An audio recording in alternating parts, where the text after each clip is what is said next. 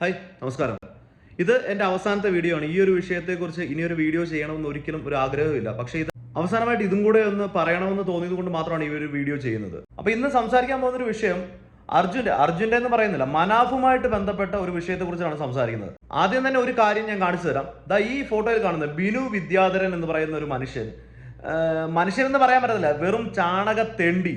ഇന്ന് രാവിലെ എനിക്കൊരു മെസ്സേജ് അയച്ചിട്ടുണ്ടായിരുന്നു. ആ മെസ്സേജ് നിങ്ങൾക്ക് കേൾപ്പിക്കാൻ പറ്റില്ല. കാരണം അവൻ എൻ്റെ അമ്മേനെ, എൻ്റെ ഭാര്യനെ, എൻ്റെ പെങ്ങളെ, എൻ്റെ മക്കളെ, ഇത്തിരിയില്ലാത്ത മക്കളെ അടക്കം വെറും അനാവശ്യമായിട്ടുള്ള വർത്തമാനം പറഞ്ഞു. വെറും അനാവശ്യം എന്ന് പറഞ്ഞു കഴിഞ്ഞാൽ അത്രയ്ക്കും മോശമായ രീതിയിൽ ചെറ്റത്തരം പറഞ്ഞിട്ട് അവൻ എനിക്ക് മെസ്സേജ് അയച്ചിരുന്നു. രാവിലെ എഴുന്നേറ്റപ്പോൾ ഞാനതാണ് കാണുന്നത്. എനിക്ക് പിന്നെ അങ്ങനത്തെ ഇതൊന്നുമില്ല. അവൻ്റെ പ്രൊഫൈലിൽ കിടക്കുന്ന അവൻ്റെ തള്ളയുടെ ഫോട്ടോയാണ്. തള്ളേനെ അടക്കം ഞാൻ തിരിച്ച് പറഞ്ഞിട്ടില്ലാതെന്ന് ഞാൻ പറഞ്ഞില്ല. ഞാൻ അത്ര പുണ്യവാളനല്ല. ഞാൻ നേരത്തെ എല്ലാവരോടും ഞാൻ പറഞ്ഞിട്ടുണ്ട്, എനിക്ക് തരുന്ന അതേ മാർഗത്തിൽ ഞാൻ തിരിച്ച് മറുപടി പറഞ്ഞിരിക്കും. അതിന് എനിക്ക് ഒരു തരത്തിലുള്ള മടിയുമില്ല. ഞാൻ പറയുന്ന ആശയങ്ങളെ അല്ലെങ്കിൽ ഞാൻ പറയുന്ന കാര്യങ്ങളെ എതിർക്കുന്ന ആർക്കും അവരുടേതായിട്ടുള്ള കാര്യങ്ങൾ, അവരുടേതായിട്ടുള്ള അഭിപ്രായങ്ങൾ എന്നോട് പറയാം. അത് മാന്യമായ രീതിയിലാണെങ്കിൽ മാന്യമായ രീതിയിൽ ഞാനും മറുപടി പറയും. തിരിച്ച് അല്ല എന്നുള്ള ഞാനിപ്പോ ഈ പോസ്റ്റിൽ ഇവനെ കാണിക്കാൻ വന്നൊരു കാര്യം, എനിക്ക് ഒരുപാട് പേര് പല രീതിയിലുള്ള മെസ്സേജുകൾ അയക്കാറുണ്ട്. അതിനുള്ള മറുപടികൾ അപ്പൊ കൊടുത്ത് ഞാൻ വിട്ട് കളയാറുമുണ്ട്. പക്ഷെ ഇപ്പൊ ഈ വിദ്യാധരനാണ് തന്തയെന്ന് ഇവന് മാത്രം വിശ്വാസമുള്ള, ഇവന്റെ തള്ളയ്ക്ക് പോലും ഉറപ്പില്ലാത്ത ഈ നായിന്റെ മോന്റെ മോൻ എനിക്ക് മെസ്സേജ് അയച്ചത് അത്രയ്ക്ക് മോശമായതുകൊണ്ടാണ് ഞാനിപ്പോൾ ഇതിനകത്ത് പറഞ്ഞത്. അവൻ പറഞ്ഞത് അവന്റെ മുന്നിൽ എന്നെ കണ്ടു കഴിഞ്ഞാൽ അവനെ കണ്ടോ എനിക്കിട്ടങ്ങ് കൊലയ്ക്കുമെന്നാണ് പറഞ്ഞത്. അപ്പൊ ഇവൻ ബത്തീമിലാണോ ഉള്ളത്? സൗദി അറേബ്യയിൽ തന്നെയാണോ? ഞാനും സൗദി അറേബ്യയിൽ തന്നെയുണ്ട്. ആ മലരന്റെ മോന് ഇത്രയും മെസ്സേജ് അയച്ചിട്ട് അവൻ എനിക്കൊരു റിപ്ലൈ തന്നിട്ടില്ല. അവന്റെ റിപ്ലൈക്ക് വേണ്ടി ഞാൻ കാത്തിരിക്കുകയാണ്. ഇല്ല എന്നുണ്ടെങ്കിൽ ഈ വീഡിയോ കാണുന്ന സൗദി അറേബ്യയിലുള്ള പ്രിയപ്പെട്ട ആർക്കെങ്കിലും ഈ നായി എവിടെയാണ് ഉള്ളതെന്ന് പറഞ്ഞു കഴിഞ്ഞാൽ ഞാൻ അവിടെ പോയി അവനെ കണ്ടോളാം. അവൻ എന്താണ് എനിക്കിട്ട് കൊലപ്പിക്കുന്നതെന്ന് എനിക്കൊന്ന് കാണണം. അപ്പൊ അതുകൊണ്ട് പിന്നെ ഇവനെ പോലെയുള്ള ചില മക്കളോട് എനിക്ക് പറയാനുള്ളത്, നിങ്ങൾ ഇരിക്കുന്ന സ്ഥലം എവിടെയാണെന്ന് മനസ്സിലാക്കണം. നാട്ടിലിരുന്നുകൊണ്ട് പറഞ്ഞു കഴിഞ്ഞാൽ പോലും നിയമപരമായിട്ട് ഞാൻ പോയി കഴിഞ്ഞാൽ എന്താണ് സംഭവിക്കുന്നത് അറിയാം. പക്ഷെ ഇതുപോലെ വിദേശ രാജ്യങ്ങളിൽ ഇരുന്നു കൊണ്ട് ഈ സോഷ്യൽ മീഡിയയിൽ നീ എനിക്ക് വന്ന് കമന്റ് ഇടുവോ അല്ലെങ്കിൽ നീ ഒരു പോസ്റ്റ് ഷെയർ ചെയ്യുന്നതോ പോലെയല്ല. നീ എനിക്ക് പേഴ്സണലായിട്ട് വന്ന് അയക്കുന്ന ഒരു മെസ്സേജിന് ഞാനായിട്ടൊരു കംപ്ലൈന്റ് കൊടുത്തിട്ട് ഞാൻ അതിനൊന്നും പോകത്തില്ല, അത് വേറെ കേസ്. പക്ഷേ എല്ലാവരുടെയും കമന്റിൽ ചെന്നിട്ട് ഇതുപോലെ ഉണ്ടാക്കാൻ നിൽക്കും. കമന്റ് നീ ഉണ്ടാക്കിയോ, പക്ഷേ ഇൻബോക്സിലൊക്കെ ഡയറക്റ്റ് ആയിട്ട് ചെന്ന് കഴിയുമ്പോൾ കിട്ടാൻ പോകുന്ന പണി ഭയങ്കര വലുതായിരിക്കും. സ്നേഹം കൊണ്ട് അങ്ങ് പറഞ്ഞതേ ഉള്ളൂ. നീയൊക്കെ ഇവിടെ വന്ന് കിടക്കുന്നത് പുണ്യം കിട്ടാനൊന്നും അല്ലല്ലോ. വെറും സംഘി തീട്ടമായിട്ടുള്ള നീ ഈ സൗദി അറേബ്യ പോലെയുള്ള രാജ്യത്ത് സംഘികളെ ഏറ്റവും കൂടുതൽ എതിർക്കുന്ന ഒരു രാജ്യമായ സൗദി അറേബ്യയിൽ നീയൊക്കെ വന്ന് കിടക്കുന്നുണ്ടെങ്കിൽ ഞണ്ണാൻ വേണ്ടിയിട്ട് ഒന്നും ഇല്ലാത്തത് കൊണ്ടല്ലേ. അല്ലാതെ അവിടെ കിടന്ന് ശാഖയെ പോയിട്ട് ചാണകം വാരി തിന്നാ ജീവിക്കാൻ പറ്റത്തില്ല എന്ന് അറിയാവുന്നത് കൊണ്ട് തന്നെയല്ലേ. അപ്പൊ അതെല്ലാം മനസ്സിലാക്കിയിട്ട് വേണം ഒരു പോസ്റ്റ് ഉണ്ടാക്കാനായിട്ട്. നീ മനാഫിനെ കുറിച്ച് പറഞ്ഞതല്ല ഞാൻ ഇവിടെ അങ്ങോട്ട് ഇട്ട് കഴിഞ്ഞാൽ ഉണ്ടല്ലോ, നാട്ടുകാർ കയറി ചിഹ്നം വിളിക്കും നിന്റെ നെഞ്ചത്ത്. അതുകൊണ്ട് ഞാൻ അതിനെ അങ്ങ് ഒഴിവാക്കുകയാണ്. പിന്നെ ഈ മനാഫിന്റെ കേസിൽ ഇത്രയും ഈ സംഘികൾക്ക് എന്തിനാണ് ഇത്രയും കുരു പൊട്ടുന്നതെന്ന് നിങ്ങൾക്ക് എല്ലാവർക്കും മനസ്സിലായിട്ടുണ്ടാവും. കാരണം മനാഫ് എന്ന് പറയുന്ന ഒരു പേര് മാത്രമാണ് അവരുടെ പ്രശ്നം. ഈ പറയുന്ന കൊപ്പങ്കാരൻ ബൈജു എന്ന് പറയുന്ന പരമ ചെറ്റയുടെ വീഡിയോ ഞാൻ ഇതിനു മുമ്പ് പല തവണ പോസ്റ്റ് ചെയ്തിട്ടുള്ളതാണ്. അവൻ പറയുന്നൊന്ന് കേട്ടു നോക്കി. നമസ്കാരം മാന്യ പ്രേക്ഷകരെ, വലിയ സ്നേഹ നമസ്കാരം. നോക്കൂ, ഈ ഹിന്ദുസിനെയും ക്രിസ്ത്യൻസിനെയും ഒരു പരിധിവരെ ക്രിസ്ത്യൻസിനെ പറ്റൊന്നുമില്ല, പക്ഷെ ഹിന്ദുസിനെ പറ്റിക്കണം എന്നുണ്ടെങ്കിൽ വളരെ എളുപ്പമാണ് എന്നുള്ളത് നമ്മൾ എല്ലാ മേഖല പരിശോധിച്ചു കഴിഞ്ഞാലും അത് കണ്ടുപിടിക്കാൻ പറ്റും. പ്രത്യേകിച്ച് ഞമ്മന്റെ മതക്കാരാണെങ്കിൽ, സുഡാപ്പികളാണെങ്കിൽ, ജിഹാദികളാണെങ്കിൽ, മദ്രസ പൊട്ടന്മാരാണെങ്കിൽ എത്ര പെട്ടെന്നാണ് ഹിന്ദുക്കളെ പറ്റിക്കുക, ഹിന്ദുക്കൾ എത്ര പെട്ടെന്നാണ് അവരുടെ വലയിൽ ചെന്ന് വീഴുക എന്നൊക്കെ ഒരുപാട് കണ്ടുകൊണ്ടിരിക്കുന്ന ഈ നിമിഷത്തിൽ തന്നെയാണ് അർജുൻ മനാഫ് വിഷയം കൃത്യമായിട്ടും കഴിഞ്ഞ ദിവസമൊക്കെ കത്തിജ്വലിച്ചു നിൽക്കുന്നത്.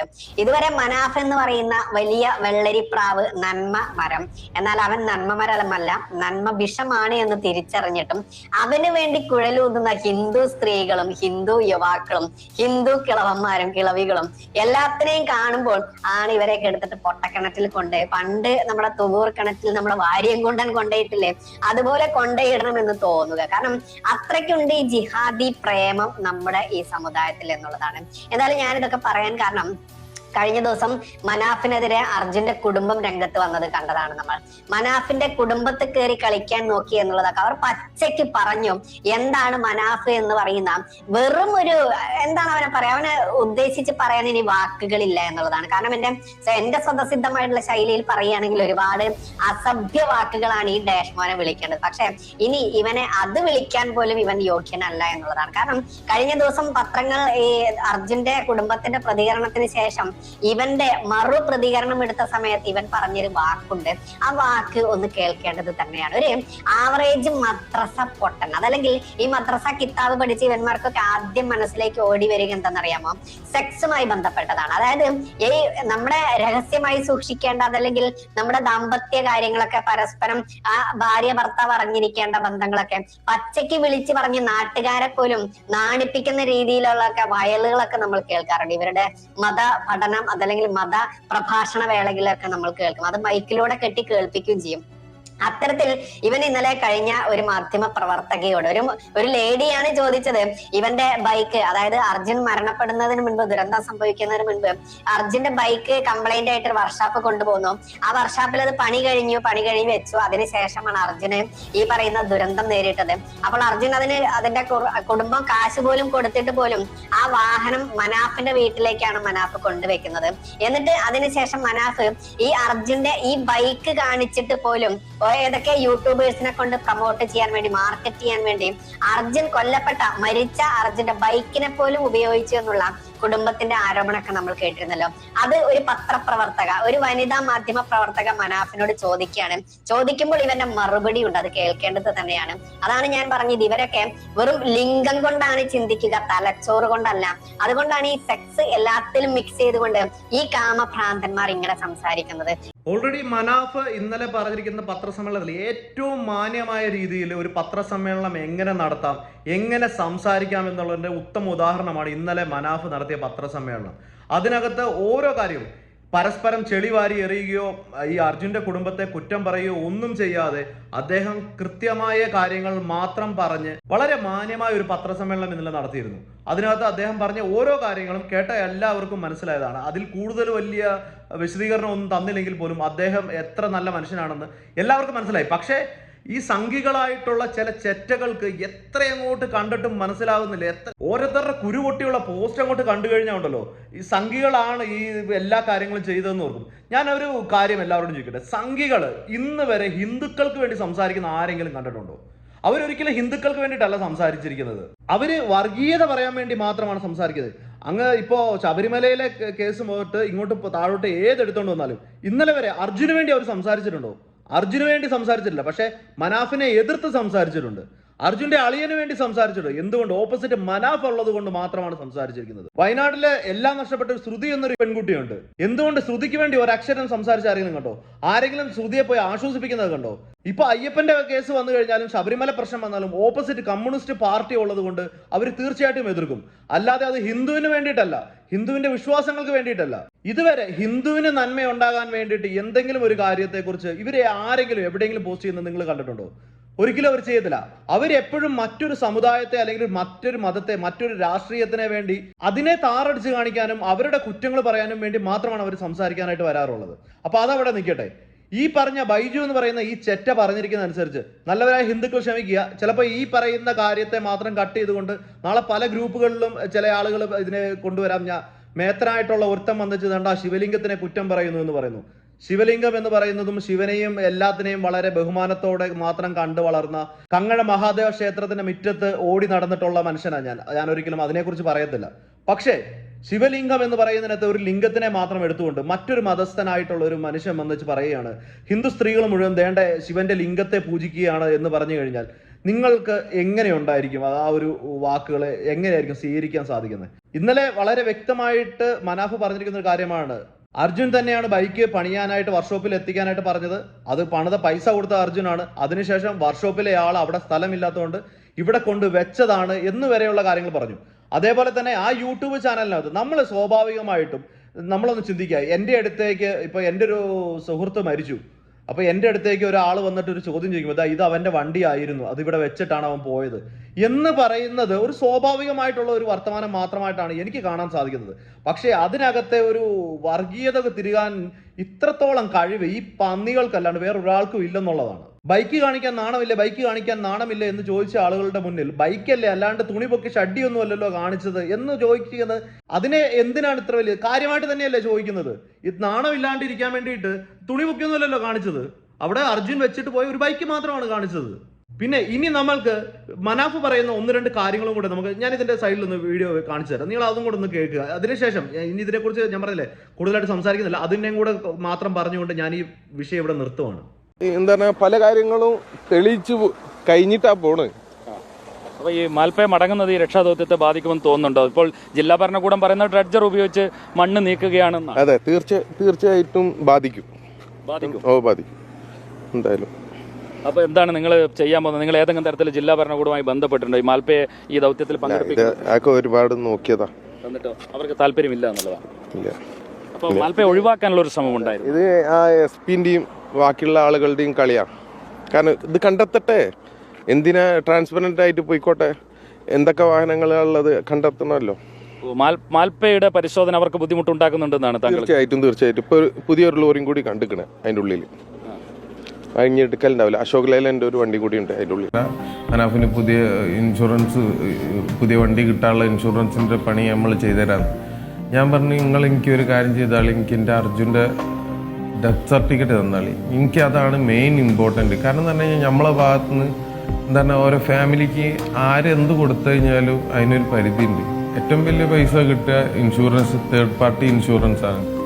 ആ തേർഡ് പാർട്ടി ഇൻഷുറൻസ് കിട്ടണമെങ്കിൽ ഡെത്ത് സർട്ടിഫിക്കറ്റ് വേണം. ഈ ഡെത്ത് സർട്ടിഫിക്കറ്റ് കിട്ടാത്തതിനാണ് ഞാൻ ഈ കളിയൊക്കെ കളിച്ചത്. കാരണം ഓൻ്റെ ഡെത്ത് സർട്ടിഫിക്കറ്റ് ഓനെ ഇപ്പം മിസ്സിങ് ആയിട്ടേ അനൗൺസ് ചെയ്യുള്ളൂ. ഓനെ കിട്ടണമെന്നുണ്ടെങ്കിൽ 7 കൊല്ലത്തിന് ശേഷം ഓൻ്റെ ഡെത്ത് സർട്ടിഫിക്കറ്റിന് അപ്ലൈ ചെയ്യാൻ പോലും എനിക്ക് കഴിയുള്ളൂ. അപ്പോഴത്തേക്കും ഞാൻ തന്നെ ഉണ്ടാവുമെന്ന്. മണിക്കൂറുകൾ മുന്നേ DYSP എന്താ പറയണ്ട, ഈശ്വരനെ അങ്ങോട്ട് വന്നിട്ടുണ്ടെങ്കിൽ അറസ്റ്റ് ചെയ്യുമെന്ന് പറഞ്ഞാൽ ആ സതീശയിൽ എന്താക്കിയെന്ന് പറഞ്ഞു കഴിഞ്ഞാൽ റിക്വസ്റ്റ് ചെയ്തിട്ട് ഞാൻ ഓടി നടന്നപ്പോൾ സതീശയിൽ ഇറങ്ങി ആകെ 4 മണിയായപ്പോൾ അപ്പം ഇറങ്ങിക്കൂടി ഇറങ്ങി. 1 മണിക്കൂറുണ്ട് സമയം. 1 മണിക്കൂറിന് എന്ത് കണ്ടുപിടിക്കാൻ കഴിയാനാ അയാൾ വിചാരിച്ചിട്ടുണ്ടാവും ചിലപ്പോൾ. പക്ഷേ ഈ മനുഷ്യനെ കാണിച്ച അത്ഭുതം, ഫസ്റ്റ് മുങ്ങൽ തന്നെ ഒരു ഡോറ അടുത്ത് വരുന്നു. അതുവരെ പുഴയിലൊന്നും ഇല്ല എന്ന് പറഞ്ഞ ആൾക്കാർ പിന്നെ തിരുത്തേണ്ടി വന്നു. 2 ചോദ്യങ്ങൾക്കുള്ള ഉത്തരമാണ് ഇപ്പൊ മനാഫ് പറഞ്ഞിരിക്കുന്നത്. ഒന്ന്, ഈശ്വർ മാൽപ്പയ്ക്കും മനാഫിനുമെതിരെ കർണാടക സർക്കാർ കേസ് എടുത്തു എന്ന് പറഞ്ഞു. ആദ്യത്തെ കാര്യം തന്നെ പുള്ളി പറയുന്നുണ്ട്, വെള്ളത്തിൽ നിന്ന് കയറാൻ, അതായത് മുങ്ങി തപ്പി ഈ വണ്ടി കണ്ടുപിടിച്ചത് ഈശ്വർ മാൽപ്പയാണെന്ന് ലോകത്തുള്ള എല്ലാവരും മനസ്സിലാക്കിയ കാര്യമാണ്. ആ ഒരു ഈശ്വർ മാൽപ്പ അവിടെ വന്ന സമയത്ത് പല തവണ സർക്കാർ ഇടപെട്ടുകൊണ്ട് അദ്ദേഹത്തെ തിരിച്ചയക്കുന്ന സംഭവങ്ങൾ ഉണ്ടായിട്ടുണ്ട്. ആ സമയത്തെല്ലാം ഈശ്വർ മാൽപ്പയ്ക്ക് വേണ്ടി സംസാരിച്ചത് മനാഫ് എന്ന് പറയുന്ന ഒരേ ഒരു മനുഷ്യൻ മാത്രമാണ്. ഇതിനകത്ത് ഒരു വീഡിയോയും കൂടെ കാണിക്കാൻ ഞാൻ മറന്നുപോയി. രേവന്ത് എന്ന് പറയുന്ന ഒരു മനുഷ്യൻ അവിടെ 48 ദിവസത്തോളം ഈ രേവന്ത് എന്ന് പറയുന്ന ആ ഒരു ഓട്ടോ ഡ്രൈവർ അവിടെ നിൽക്കുന്നുണ്ടായിരുന്നു. ആഹാരം പോലും കഴിക്കാതെ അവിടുത്തെ ഒരു പഞ്ചർ കടയിൽ കിടന്നുറങ്ങി. അദ്ദേഹം എന്താണ് അവിടെ ചെയ്തതെന്നുള്ളതല്ല, അവിടെ നിന്ന് അവർക്കൊരു സപ്പോർട്ട് പോലെ കൂടെ നിൽക്കാനുള്ളൊരു മനസ്സുണ്ടല്ലോ, ആ മനസ്സിനെ കണ്ടാൽ മതി. അല്ലാണ്ട് അവൻ അവിടെ എന്നാ ഒലത്തി എന്നുള്ള ചോദ്യങ്ങൾക്കൊന്നും ഇതിനകത്തൊരു പ്രസക്തിയില്ല. കൂടെ ഒരാളുണ്ടാവുക, ഒരു സപ്പോർട്ട് കൊടുക്കുക, അത്ര മാത്രമേ ഉള്ളൂ. യൂട്യൂബ് ചാനൽ തുടങ്ങാൻ മനാഫിന് കാരണമായതും അത് തന്നെയാണ്. കാരണം ഇവിടുത്തെ കാര്യങ്ങളൊന്ന് സംസാരിക്കാനോ പറയാനോ ഒരാളില്ലാതെ തിരിഞ്ഞു നോക്കാതെ കിടന്നപ്പോൾ മറ്റുള്ള ആളുകളിലേക്ക് അവിടുത്തെ വാർത്തകൾ എത്തിക്കാൻ, അവിടുത്തെ സാഹചര്യങ്ങൾ എത്തിക്കാൻ യൂട്യൂബ് ചാനൽ അതൊരു പത്രക്കാരൻ പറഞ്ഞിട്ടാണ് തുടങ്ങിയതെന്നും ഒരു പത്രക്കാരനാണ് ഇതെല്ലാം ചെയ്തു കൊടുത്തതും എങ്ങനെയാണ് ലൈവ് ഇടേണ്ടത് എല്ലാം കാണിച്ചു കൊടുത്തൊരു പത്രക്കാരനാണെന്ന് വളരെ വ്യക്തമായിട്ട് പുള്ളി പറഞ്ഞിട്ടുണ്ട്. അതിനെ ഇനിയും ആളുകൾ വന്നിച്ച് പറയും അവന്റെ ശരീരത്തെ വിറ്റു, മറ്റേതാണ് വിറ്റതാണ്, അങ്ങനെയാണെന്നൊക്കെ. എല്ലാവരും അതൊക്കെ തന്നെ. വാർത്താ മാധ്യമങ്ങൾ എന്താണ് ചെയ്തത്? അർജുനോടുള്ള സ്നേഹം കൊണ്ടാണ് അവിടെ പോയത്. അർജുൻ എന്ന് പറയുന്ന ഒരു കോണ്ടന്റിനെ വിൽക്കാൻ വേണ്ടി തന്നെയാണ് അവരെല്ലാവരും അവിടെ പോയത്. ഇപ്പൊ ഞാനടക്കം ഈ വീഡിയോ ചെയ്യുന്നത് അർജുൻ എന്ന് പറയുന്ന ഒരു വാർത്ത, അർജുൻ എന്ന് പറയുന്ന ഒരു വാക്കിന് സോഷ്യൽ മീഡിയയിൽ കിട്ടുന്ന ഒരു ഇമ്പാക്ട് കൊണ്ട് തന്നെയാണ് ഞാനടക്കമുള്ള എല്ലാവരും ഈ വീഡിയോ ചെയ്യുന്നത്. അല്ല പുണ്യം കിട്ടാനൊന്നും അല്ല. അർജുൻ എന്നൊരാളോട് സ്നേഹം ഉണ്ടെന്ന് മാത്രമേ ഉള്ളൂ. അല്ലാതെ ഈ അർജുന് വേണ്ടിയിട്ട് ഇത്രയും ഘോരം സംസാരിക്കാനായിട്ട് എല്ലാവരും ഇതൊക്കെ തന്നെയാണ് ചെയ്യുന്നത്. മനാഫിക്ക അവിടെ ഇല്ലെങ്കിൽ അർജുനും കിട്ടില്ല, അർജുന്റെ ലോറിയും കിട്ടില്ല. എന്തുകൊണ്ട് അങ്ങനെ പറയുന്നത്? കാരണം വെച്ചിട്ടുണ്ടെങ്കിൽ മനാഫിക്ക കൊണ്ട് മാത്രം അവിടെ ഇത്ര കാര്യങ്ങൾ, ഓഫീസുകൾ ഓടി കാര്യങ്ങളൊക്കെ സമ്മർദ്ദം ചുരത്തി സംസാരിക്കുന്ന വെച്ചിട്ടുണ്ടെങ്കിൽ നമ്മളവിടെ ദൃക്സാക്ഷിയാണ് ഓരോ കാര്യങ്ങൾ. മനാഫിക്ക കാലത്ത് 9 മണിക്ക് റൂമിൽ നിന്ന് വന്നു കഴിഞ്ഞാൽ പിന്നെ പോകുന്നത് 12 മണി 1 മണി നേരത്തെ രാത്രി. ജിദ്ദിനടക്കം പോകുന്നത് ഡ്രഡ്ജിങ് നിർത്തി കഴിഞ്ഞാൽ 6 മണി കഴിഞ്ഞാൽ ആള്. മനാഫിക്ക അവിടുത്തെ ഓരോ നിരീക്ഷണങ്ങള് നിരീക്ഷിച്ചിട്ട കാര്യങ്ങൾ പോവാറുണ്ട്. ഡ്രഡ്ജിങ്ങില് ലോറി കണ്ടെത്തുകയാണെങ്കിൽ എനിക്ക് അതിന്റെ ഉള്ളിൽ അർജുന മാത്രം മതി. ആ ലോറിയും ലോറിയുടെ രേവന്ത് പറയുന്ന വാക്കുകൾ കേട്ടല്ലോ. സ്വന്തം അളിയൻ വരെ 6 മണിയാവുമ്പോൾ പോലീസുകാർക്കൊപ്പം തിരിച്ച് റൂമിൽ പോയിക്കൊണ്ടിരുന്ന സമയത്ത് 12 മണി 1 മണി വരെ മനാഫ് അവിടെ നിന്ന് അവിടെയുള്ള എല്ലാ ആളുകളുടെയും കൂടെയും കൂടെ എന്താണ് ഈ പറയുന്ന പോലെ സപ്പോർട്ട് എന്ന് പറയുന്ന ഒരു സംഭവം തന്നെയാണ്. കൂടെ നിന്നിട്ടാണ് ഈ ഓരോ കാര്യങ്ങളും ചെയ്തെടുത്തതെന്നാണ് പറയുന്നത്. രേവന്തിന്റെ വാക്കിൽ പറയുകയാണെന്നുണ്ടെങ്കിൽ മനാഫ് അവിടെ കൃത്യമായിട്ട് ഇടപെട്ടിട്ടില്ലായിരുന്നുണ്ടെങ്കിൽ തീർച്ചയായിട്ടും അർജുന്റെ ആ ഒരു ശരീരഭാഗം പോലും കൃത്യമായ ശേഷക്രിയകൾ ചെയ്യാനായിട്ട് കിട്ടുകയില്ലായിരുന്നു. ഇതിൽ ചിലവർ വന്നിച്ച് പറയുന്നുണ്ട്, എന്തുകൊണ്ട് ജീവൻ ഇല്ലാത്ത ഒരെണ്ണത്തിനെയല്ലേ കൊണ്ടുവന്നു, ജീവൻ ഉണ്ടായിരുന്നെങ്കിൽ ആഘോഷിക്കാമായിരുന്നെന്ന്. ഒരു ഹിന്ദുവായ ഒരു വ്യക്തി മരണപ്പെട്ടു കഴിഞ്ഞാൽ അദ്ദേഹത്തിന് ശാന്തി കിട്ടണമെന്നുണ്ടെങ്കിൽ അദ്ദേഹത്തിന്റെ ശേഷക്രിയകൾ കൃത്യമായ രീതിയിൽ ചെയ്യണമെന്നുള്ള ഒരു സാമാന്യ ബോധം പോലും ഇല്ലാത്ത ആളുകളാണോ നിങ്ങൾ? ഈ പറയുന്ന അർജുന്റെ കുടുംബത്തിന്റെ മുഖത്ത് സങ്കടം വന്നിട്ടുണ്ടോ, അല്ലെങ്കിൽ അവരെ എങ്ങനെയാണ് പെരുമാറി, അതൊന്നിനെ കുറിച്ചൊന്നും ഞാൻ സംസാരിക്കുന്നില്ല. ഈ സാമാന്യ ബോധം ഈ നാട്ടുകാർക്കില്ലേ, പറയുന്ന ആളെ നിങ്ങൾക്കില്ലേ? അതിന്റെ കൂട്ടത്തിൽ കൃത്യമായി മനാഫ് പറഞ്ഞിട്ടുണ്ട്, അർജുനെ ഈ ബോഡിയോ അല്ലെങ്കിൽ ശരീരത്തിന്റെ ഏതെങ്കിലും ഒരു ഭാഗമോ കൃത്യമായി മരണപ്പെട്ടു എന്നൊരു ഉറപ്പില്ല എന്നുണ്ടെങ്കിൽ ഇതിനെ വെറും ഒരു കാണാതായി എന്നുള്ളൊരു കേസിലേക്ക് ഈ FIR ക്ലോസ് ചെയ്തേനെ. അങ്ങനെയുള്ള സമയത്ത് ഇൻഷുറൻസ് തുക, അതായത് പുള്ളിയുടെ ലോറിയുടെ ഇൻഷുറൻസിന് വേണ്ടിയിട്ടല്ല, ലോറിയുടെ ഇൻഷുറൻസിനായിട്ട് ലോറി കിട്ടേണ്ട ആവശ്യമില്ല. അതിനിടയിൽ ഇപ്പൊ തന്നെ 3-4 ലോറികൾ വേറെ കിടക്കുന്നുണ്ട്. അവർക്ക് എല്ലാവർക്കും ഇൻഷുറൻസ് തുക ഓൾറെഡി കിട്ടിയും കഴിഞ്ഞു. അപ്പൊ അങ്ങനെ ഒരു ലോറി, അദ്ദേഹം പറഞ്ഞതുപോലും ലോറി എടുക്കണ്ട, ലോറിക്കകത്ത് നിന്ന് അവന്റെ ഏതെങ്കിലും ഒരു ശരീരഭാഗത്തെങ്കിലും കിട്ടുവാണെങ്കിൽ അത് മാത്രം കൊണ്ടുവന്നാൽ മതി. ലോറി നിങ്ങൾ അവിടെ കൊണ്ട് കളഞ്ഞേക്ക്, എനിക്ക് ആ വെള്ളത്തിൽ തന്നെ ഇട്ടേര്, എനിക്ക് വേണ്ട. ഇപ്പോഴും ശിരൂർ ആ മണ്ണിടിഞ്ഞ ആ സ്ഥലത്ത് തന്നെ ആ ലോറി അതേപോലെ ഒരു സ്മാരകം പോലെ കിടക്കട്ടെ, ഇങ്ങനെ ഒരു അപകടത്തിന്റെ ഒരു സ്മാരകം പോയി അവിടെ കിടക്കട്ടെ എന്നാണ് മനാഫ് പറഞ്ഞിട്ടുള്ളത്. അത് ഇപ്പോഴും അവിടെ തന്നെയാണ് കിടക്കുന്നത്. അതുകൊണ്ട് ലോറിയുടെ ഇൻഷുറൻസിന് ലോറി വേണമെന്നുള്ള പൊട്ടത്തരങ്ങൾ ഏതെങ്കിലും വാട്സപ്പ് ഗ്രൂപ്പുകളിലൂടെ വന്നു കഴിഞ്ഞാൽ അതിനെ അപ്പാടെ വിഴുങ്ങിയിട്ട് വന്നിച്ച് കമന്റ് വന്ന് ഛർദ്ദിക്കുന്ന ചില തെണ്ടികൾക്ക് പറയാനുള്ളതാണ്. അതിന്റെ ഒന്നും ആവശ്യമില്ല വണ്ടിയുടെ ഇൻഷുറൻസ് കിട്ടാൻ വേണ്ടിയിട്ട്.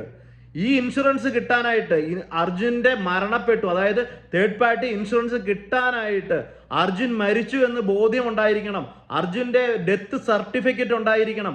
അതിനു വേണ്ടിയിട്ടാണ് അദ്ദേഹം ഇത്രയും നാളും കിടന്ന് അവിടെ കിടന്ന് ഈ അധ്വാനിച്ചത് മുഴുവൻ.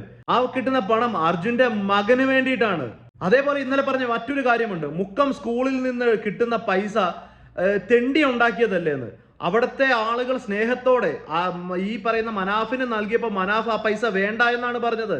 ഇല്ല, നിങ്ങൾ ഇത് എന്ത് വേണേൽ ചെയ്തോളൂ, നിങ്ങൾക്ക് ഉള്ളതാണ് ഈ പണം എന്ന് അവര് സ്നേഹത്തോടെ നൽകിയപ്പോൾ ആ പണം പോലും അർജുന്റെ മകന്റെ അക്കൗണ്ടിലേക്ക് ഇടാൻ മറ്റൊരാളുടെയും കയ്യിൽ കൊടുക്കാതെ അർജുന്റെ മകൻ വളർന്നു വരുമ്പോൾ അവനൊരു ആവശ്യത്തിന് വേണ്ടി ആ അക്കൗണ്ടിലേക്ക് ഇടാൻ വേണ്ടിയിട്ട് അക്കൗണ്ട് നമ്പർ ചോദിച്ചതാണ് ഇന്നലെ വന്നു അവരുടെ വീട്ടുകാർ വന്നിച്ച് പറഞ്ഞത് ഈ പിരിവ് നടത്തിയിരുന്നു, അക്കൗണ്ട് നമ്പർ ചോദിച്ചിരുന്നു എന്ന്. അപ്പൊ ഇങ്ങനെയുള്ള നട്ടാൽ കിളുക്കാത്ത പല കാര്യങ്ങളും ഇതുപോലെയുള്ള സംഘിക്കൂട്ടങ്ങൾ സോഷ്യൽ മീഡിയയിലൂടെ പരത്തി കഴിഞ്ഞാൽ മലയാളികൾ ഒന്നടങ്കം. അതുകൊണ്ടാണ് ഇന്ന് 3.5 ലക്ഷം സബ്സ്ക്രൈബറാണ് മനാഫിന്റെ ചാനലിൽ ഇന്ന് രാവിലെ ഞാൻ കാണുന്നത്.